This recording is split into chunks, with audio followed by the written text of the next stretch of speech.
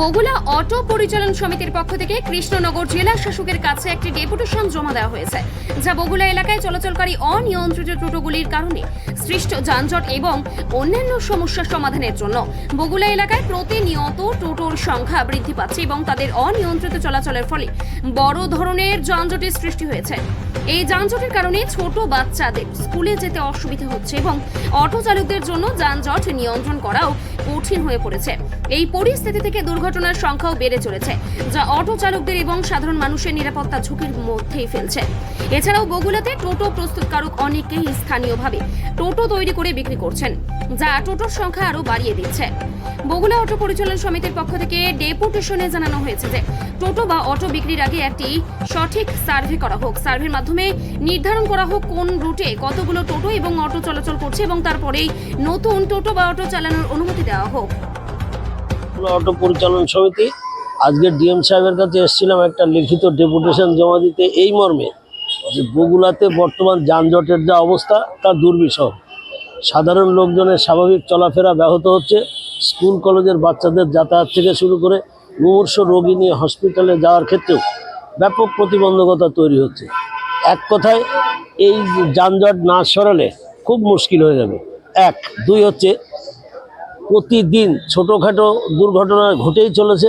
বগুলা বাস স্ট্যান্ডে দুদিন তিন দিন পর পর একটা করে টোটো বিশেষ করে পাল্টি হয়ে যাচ্ছে। বগুলা গত এক সপ্তাহের মধ্যে 3 থেকে 4টে টোটো পাল্টি হয়েছে বাস স্ট্যান্ড এবং ট্রেন্ডস, বগুলা রিলায়েন্সের যে ট্রেন্ডস আছে সেই শপিং মলের সামনে। আমরা এই ব্যাপারে বলতে এসেছি যে অপরিকল্পিত অনিয়ন্ত্রিত এই অটো এবং টোটো এইগুলোকে নিয়ন্ত্রণ করতে হবে। প্রথম হচ্ছে নিয়ন্ত্রণ করার প্রস্তাব হিসেবে আমরা বলেছি বগুলাতে 3-4টে আপনার টোটো প্রস্তুত করার কোম্পানি আছে, যারা প্রতিদিন যত টোটো তৈরি হয় সব লোকালে বিক্রি করছে। এখানে আমাদের আপত্তি আছে। আমরা বলেছি এইভাবে বিক্রি করলে হবে না, তার ব্যবসায়িক স্বার্থে আমরা জানি তাকে বিক্রি করতে হবে, দূরে বিক্রি করুক। বগুলা লোকালে 100 টোটো যদি বিক্রি হয়, মাসে 10খানা বেশি টোটো যদি বিক্রি হয়, তাহলে আমাদের আপত্তি আছে। আমরা বলবো না, করা যাবে না। আমরা সেই সব ব্যাপারে ডিএম সাহেবের কাছে এসেছি বলতে, যেটা করুন। যেমন অটো নিয়েও আমাদের কিছু বক্তব্য আছে। নতুন করে কোনো অটোর পারমিট দেওয়ার আগে প্রপারলি সার্ভে করতে হবে কোন রুটে কতগুলো টোটো বাস্তবসম্মতভাবে চলতে পারে। টোটো চলতে পারে 10খানা অটো, আপনি সেখানে 70-80খানার পারমিট দিয়ে বসে থাকেন। এই যে অপরিকল্পিত বেআইনি নিয়ম বহির্ভূত এইভাবে করলে হবে না। আমাদের প্রধান এবং মুখ্য দাবি একটা আছে যে কোনো রুট পারমিট দেওয়ার আগে প্রয়োজনে আমরা সব রকম সহযোগিতা করতে রাজি আছি। আমাদের ডাকা হোক, আমাদের সাথে বসা হোক, প্রপার সার্ভে করার ক্ষেত্রে গাড়ি দিয়ে হোক, লোকাল চিনিয়ে দেওয়া কোন জায়গাতে কোনটা কত দূরত্ব কত কি সুবিধা অসুবিধা আছে সব আমরা তাদেরকে ফায়ার অ্যাম্বুলেন্সগুলো দিয়ে তাদের আমরা সহযোগিতা করতে রাজি আছি। কিন্তু প্রপার সার্ভে না করে কোনো অটো রুট আর দেওয়া যাবে না। এবং এই বিশেষ করে টোটো প্রতিদিন হচ্ছে কি অটোর সাথে টোটোর সাথে টোটো নিজেদের প্রতিদিন প্রতি মুহূর্তে গোলমাল হয়ে যে কোনো দিন বড় সড়ো ধরনের দাঙ্গা বেঁধে যেতে পারে। আমরা এইসব ভয় থেকে, এইসব আশঙ্কা থেকে ডিএম সাহেবকে বলতে এসেছি সত্যি একটা। তো আমাদের এই মুখ্য দাবিগুলো ডিএম সাহেবকে আমরা ইতিপূর্বে চিঠি দিয়ে 2011 সালে 12 সালে আমরা জানিয়েছি, কিন্তু সুরাহা কিন্তু হয়নি ভাই।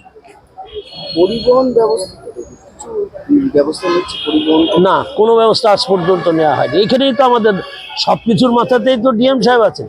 আমরা আঞ্চলিক পরিবহন কর্তাকে ফোন এর আগে লিখিত দিয়েছিলাম, ডিএম সাহেবকে দিয়েছিলাম, এসডিও রানাঘাটকে দিয়েছিলাম, বিডিও হাসখালিকে দিয়েছিলাম, ওসি হাসখালিকে দিয়েছিলাম, কিন্তু not yet taken any action.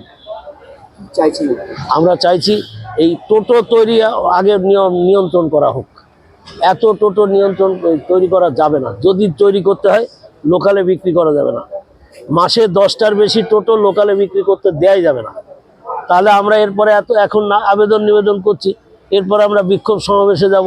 ওই টোটোওয়ালাদের সাথে আমাদের গোলমাল হয়ে হট্টগোল অশান্তি বাঁধবে। সেটা যাতে না হয় আমরা ডিএম সাহেবকে সেই কথাই জানাতে এসেছি যে স্যার আপনি ব্যবস্থা। আপনার নাম? দিব্যেন্দু বিশ্বাস, অটো পরিচালন সমিতি, অটো রিক্সা পরিচালন সমিতির সভাপতি।